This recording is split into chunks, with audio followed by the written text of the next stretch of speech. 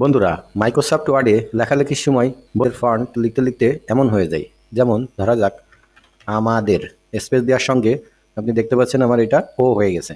এরপর আরও কয়েকটি দেখি, বরাবর দেখেন উরাবর হয়ে গেছে। এরপর আমি যদি শিক্ষা লিখি, শিক্ষা এমন হয়ে গেছে। তো আপনাদেরও হয়তো বা কম্পিউটারে এমন হয়, তো বারবার এটা সংশোধন করতে হয়। তো কিভাবে করেন আপনারা নিশ্চয়ই ম্যানুয়ালি করে থাকেন। একটি সমাধান আছে, সেইটা আমি আপনাদের সাথে শেয়ার করব।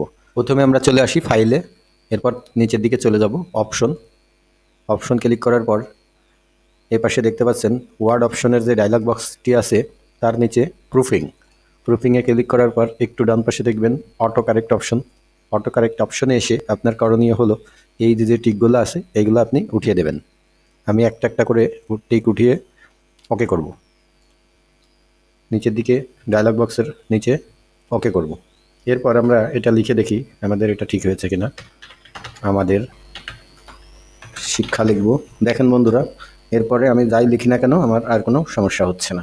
তো আপনারাও আপনাদের পিসিতে এমএস ওয়ার্ডে যদি এরকম সমস্যা হয়ে থাকে তাহলে ফাইল মেনুতে ক্লিক করে অপশন মেনুতে গিয়ে প্রুফিং ক্লিক করবেন, অটো কারেক্ট আসবেন, এরপর চেকবক্সে টিকগুলো উঠিয়ে দেবেন, দিয়ে ওকে করবেন।